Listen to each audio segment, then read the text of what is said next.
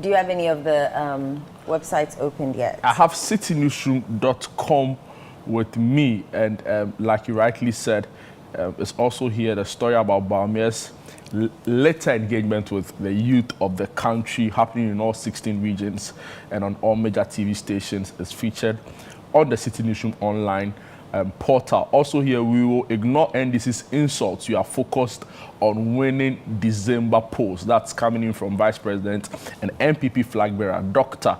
Mahmoud Bawumia.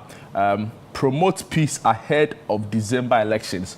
Ojiahoho JB II tells chiefs, stop bragging and fix the economy. Franklin Kujo tells government. 2024 polls, NDC will resist any ballot printing manipulation. And that's coming in from former President John Dramani Mahama and NDC flag bearer. Afrobarometer report, low trust in EC, depressing. Franklin Kujo with that one. And also, yesterday, Charlie. I'm wondering which of the issues you're talking about, because a lot happened yesterday. So yesterday we were talking on the show about how it's been a busy news week, right? Yes. And you hope that over the weekend, it'll be calm, so that we can rest small. Then now people have decided to go and rob what we now know to be a jewelry shop. Yeah. Throw cash in the air, shoot indiscriminately, and you're wondering, like, what's the country turning into? But to be honest with you, I was wondering why the owners of the jewelry shop were moving the money themselves. That's a different conversation for another day. Because you are tempting. Some way. you are tempting people. There are too many questions, and we don't have all the facts. The answers and the facts. We don't have all the facts today, so we'll limit to what we saw in the video. But like you're saying, I agree with you, spot on. It raises so many questions, right? The mode of transportation of the cash. We are transporting cash, and you're so like casual and like the leisurely attitude. I said on driving on come could be. Then all of a sudden people jump, start shooting. No, some way. So the police have gone there. It elicited some interesting. People started. When the thing happened, people rushed onto the scene. People were holding the shell casings of the bullets and all of that, and it raised concerns as to whether we had a police forensic team in this country. Apparently, we do. Yeah. And they have all the tools that they need to work. But I think it also raises another concern about whether citizens know that you're not supposed to go within a certain, parameter or meter of where the incident happened and not lift those shell casings, because now all your fingerprints are on it. And they need to, pick all of those evidence and check. So no, we have the tools at our disposal. Yeah, but so you're right. We're using it 100%. It's a conversation on its own. So you're right. At Abraka, so we know one person got injured from what we heard in the news. But the MP will later visit the scene, talk to the media, complain about what she describes as an increasing spate of robbery attacks in the area. The concern for other people to aside what you raise about how we distort the crime scene is also the police response time. Because we know Adaraka very well. There's right? a police station. Somebody was asking me how long would they have taken the police, or how long would the police would got into the scene if they heard of it on time. And I'm like, in 50 seconds they could have been there, right? As to whether they had what it took in terms of the ammunition and everything to go, the police should.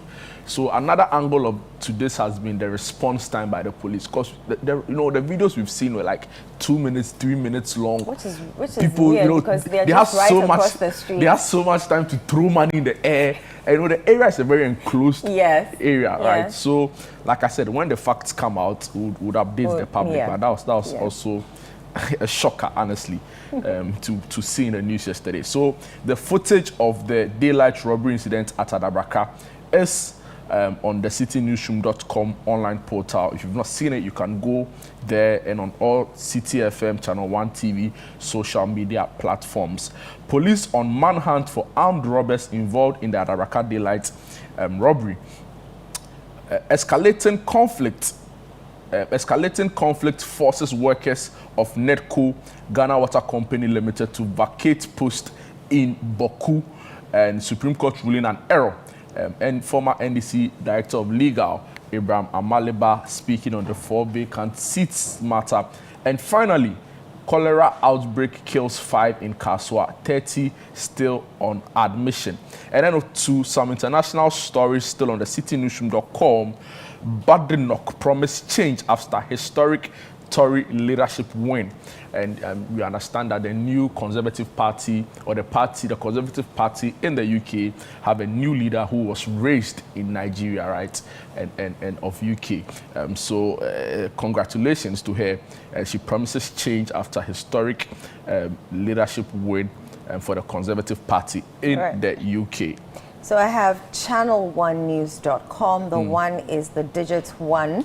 And some of the top stories on ChannelOneNews.com. Choko Santana residents resist construction of toilet borehole facilities. I'm proud we maintain free senior high school despite challenges. Akufo-Addo. Eyewitnesses describe how Adabraka robbery unfolded. Watch CCTV footage of daylight robbery at Adabraka. Will tirelessly work to arrest Adabraka robbery suspects. That's according to the police. More trending news. The chat hosted by Eko Kumsin. I'm excited to be performing in Ghana. Brain Jota says, joining Massive Tribe was a blessing to my career. That's according to Feli Nuna. Eyewitnesses describe how Adabraka robbery unfolded. BOG to appeal court ruling on CDH savings and loans license revocation. Clement Korte, Ghana's first Olympic medalist, passes on. East Legon accident accused was showing off Jaguar speed leading convoy of 3 SUVs. Kasoa cholera outbreak claims 5 lives, 30 others hospitalized. NPP National Youth Wing applauds UTAG for resuming classes in student interests. Memphis Central NDC seeks to quash court injunction with fresh suits. If you come to graphiconline.com, police on the hunt for a gang that robbed jewelry shop in Adabraka. Disease outbreaks now common in Ghana. That's according to the Ghana Health Service. We've chosen Ekuyadonko's replacements. That's according to the Ghana Freedom Party. Shraj pushes for human rights in schools. Any other stories? Just some international headlines now. U.S. election live. Harris appears on Saturday Night Live. Trump in South Carolina. More than 75 million Americans have already cast their ballots. This is according to the election lab at the University of Florida. You know, our election is just about some 18 million people, right, registered voters. And in the U.S., more than 75 have already voted. And, you know, it's not even official voting day yet. Harris stops Trump in Iowa in latest register poll. Also here, so it's mainly U.S. elections. Ahead of U.S. elections, lawyers fight over ethics breach accusations. Biden makes final stop for Harris in Scranton, his childhood hometown. Onto some international political stories. Israeli naval force detains person after landing in Lebanese coastal town, sources say. And so these are some of the big stories on Reuters. I'm trying to get CNN as well. But I think we can just start delving into some of the stories. Okay, I have CNN here. Harris and Trump make swing through battleground states. New state polling shows a close race in blue all states as candidates deliver their final pitches. Kemi Badenoch wins conservative leadership contest, pitching party to the right after blowout UK election loss, and other stories. But let's, have you opened a story or should I? Yes, so we'll ignore NDC's insults. You are focused on winning December polls. That's coming in from MPP flag bearer Dr. Bawumia. So the new Patriotic Party flag bearer Dr. Mahmoud Bawumia has stated that his campaign will stay focused despite what he calls insults from the National Democratic Congress, the NDC. He emphasized that the party remains committed in their bid to engage Ghanaians and tell their side of the story and campaign on issues as against the NDC's approach of name-calling and insults. So that's coming in from the MPP flag bearer. You know, this is in relation to the whole comment from the NDC flag bearer when he used the economic phrase, it's the economy stupid, right? And, you know, people on social media can be diabolic sometimes, so they, you know, they'll cut it in a way and you know, give pauses where they are not pauses and all of that to make it sound like it was a direct insult. But according to Bawumia, his campaign is focused on engaging the good people of Ghana. Let me just read a quote. He says, the NDC, sensing that they are losing the election, have resorted to insults. They have been insulting us. I believe you've heard some of the insults. We will not pay attention to them. We are confident of winning the elections. We will win the elections because of our good work. We are focused on embarking on developmental projects for all communities. We have developed the country. I know your concern is the road. The road from Tepa to Duaya and Kwanta is bad. I want you to commit all the roads in my hands. I'll fix the roads when I become president. I'll also construct a district hospital at Doma. So that's from the MPP camp as the election period heats up. Any other stories? So I have a story from ChannelOne News. Choco Santana residents resist construction of toilet borehole facilities. Adratin Krama brought that in. I watched it on CNR yesterday and I had a good laugh. So the residents of Choco Santana in the Ablekuma South District of Greater Accra, they're opposing a district assembly plan to build a toilet facility and borehole in their community, describing the project as unnecessary.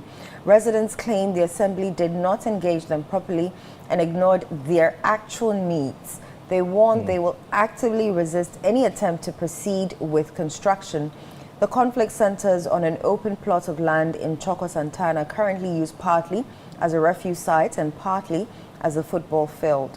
ChannelOne News' investigations revealed that the assembly intends to use the land for a borehole and toilet facility to improve sanitation. However, community members argue that existing facilities nearby are sufficient and that adding another toilet would be a waste of resources. Now, one of them says it's almost 35 days to the elections. How are they going to construct a new toilet facility?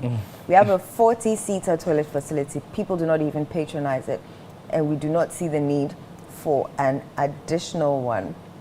The assembly member for the area, Theophilus Nipapokwe, reports that multiple attempts to halt the construction have been unsuccessful, and he's appealing for the project funds to be redirected to more urgent local needs, such as a drainage system, which he says is a higher priority for residents. Initially, when I saw Adra's interview with the youth, I was wondering, why would anyone oppose the construction of a toilet? But you have to agree with them. If they already have a 40-seater one, which they're not even patronizing, why build a 35-seater one on a place where they, you know, go there to play football? Obviously, they'll resist it. So, yeah. Wow. Interesting dynamics. You're laughing. Why are you laughing? Because they are resisting.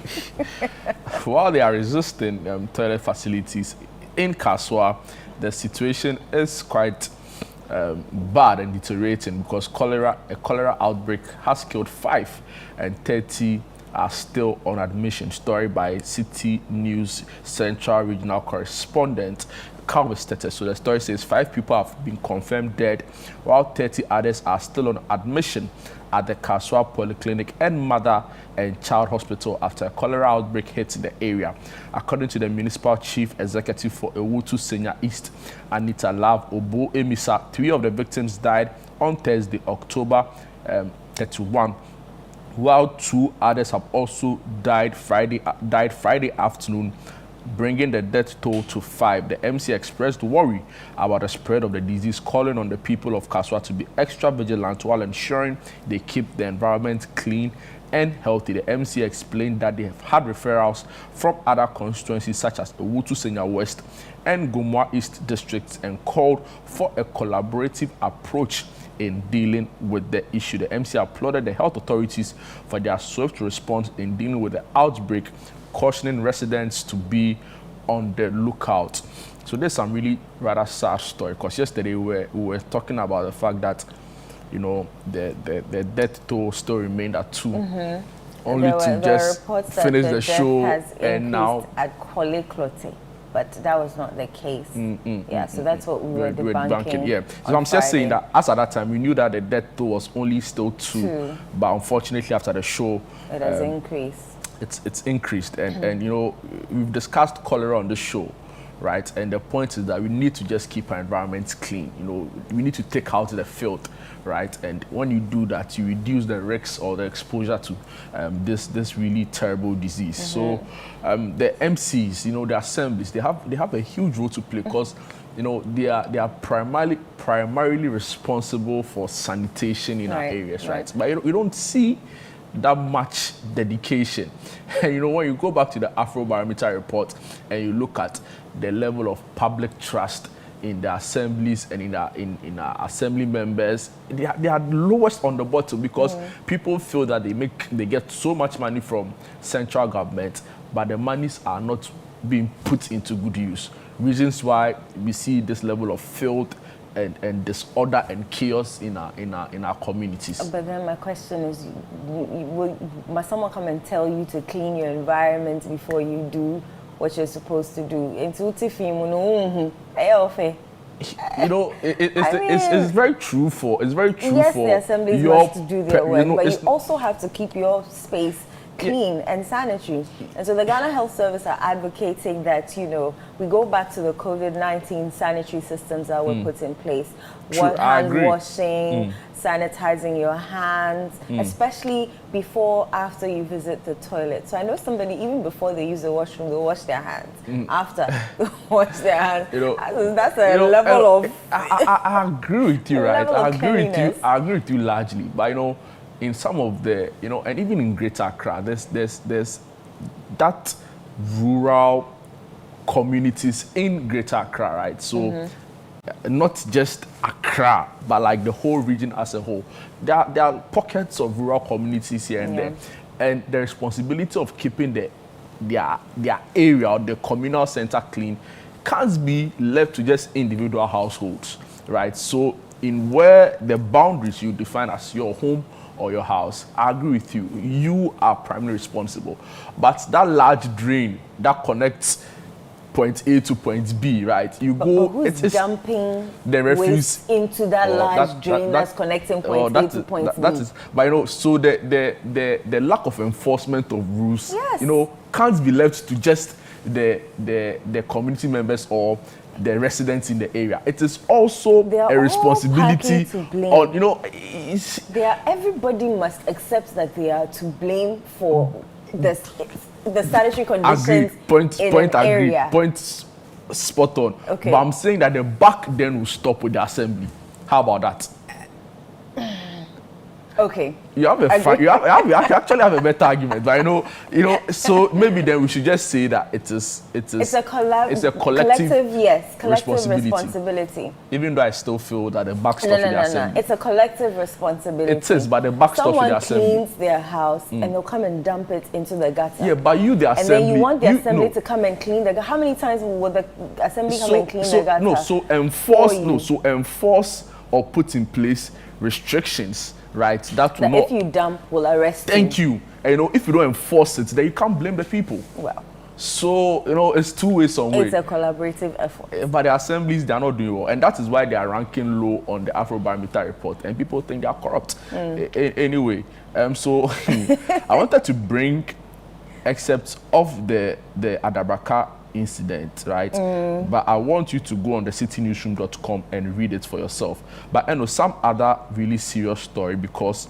in Boku, the escalating conflict is forcing workers of NEDCO and Ghana Water Company Limited, these are essential services, to vacate their post.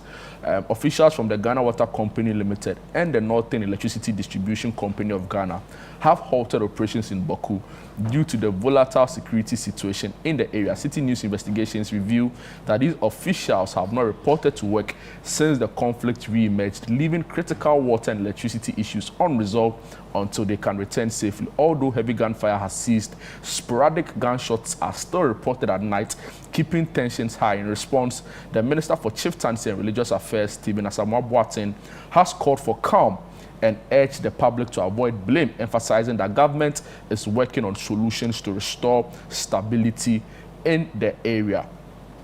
Wow. The Boko conflict is never ending.